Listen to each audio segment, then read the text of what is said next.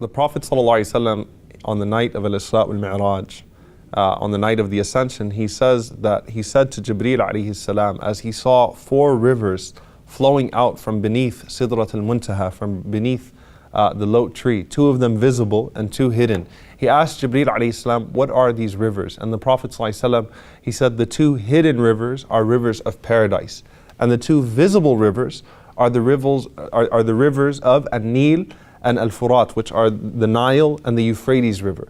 Now, the Prophet ﷺ, he says in another hadith, both of these are authentic. He actually names the 2 rivers that are unseen in paradise. He says Sayhan and Jayhan. Okay, so Sayhan and Jayhan are 2 rivers that are rivers of paradise, but they are hidden.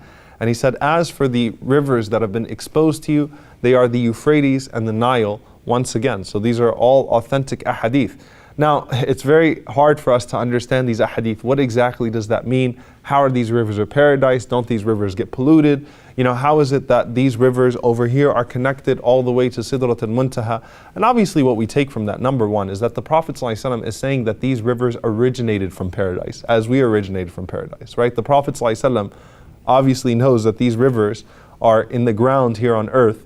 So when the Prophet ﷺ goes and he travels all the way to Sidrat al-Muntaha, Rasulullah ﷺ is not making an argument that there's a physical, that they are physically connected, that there's just one long waterfall or stream that comes from Sidrat al-Muntaha into these rivers. But he's saying they originate from there, that these 2 rivers originate from there as we do as human beings.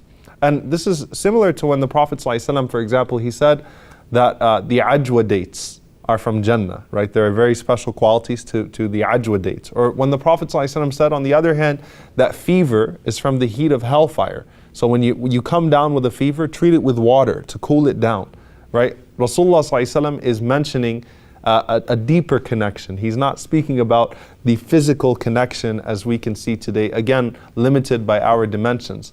So the question becomes, why did the Prophet ﷺ specify the Nile and the Euphrates? And why are these 2 rivers particularly rivers from Jannah? And you'll find many reasons that are given by the ulama, given by the scholars.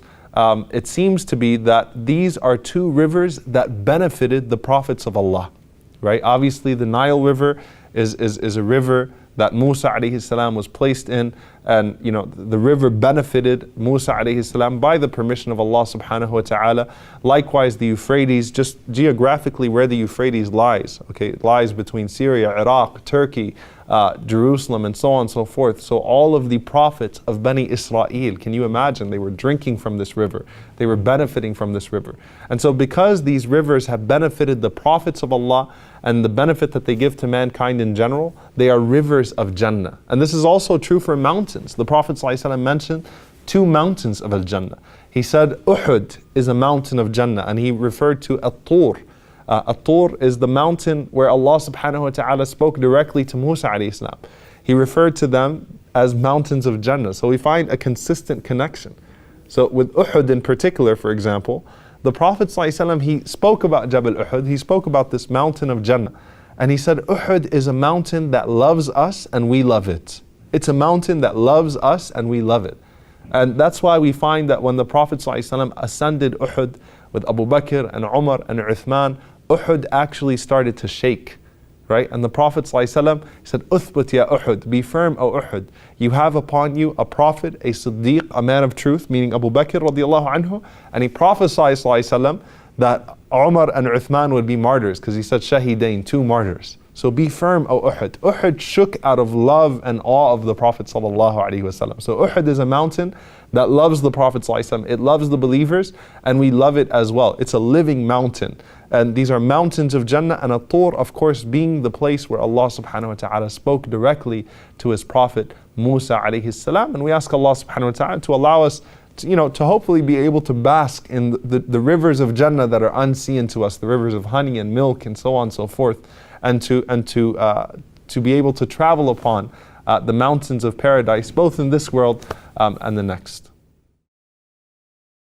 Assalamu alaikum wa rahmatullahi wa barakatuh. I hope you enjoyed and benefited from this video. If you did, then please do share it. And if you'd like to follow the rest of the series, then please do click on the top box. And if you'd like to see all of the other episodes and the other videos we have to offer, then please click on the box under that. And don't forget to subscribe to the channel for more amazing content.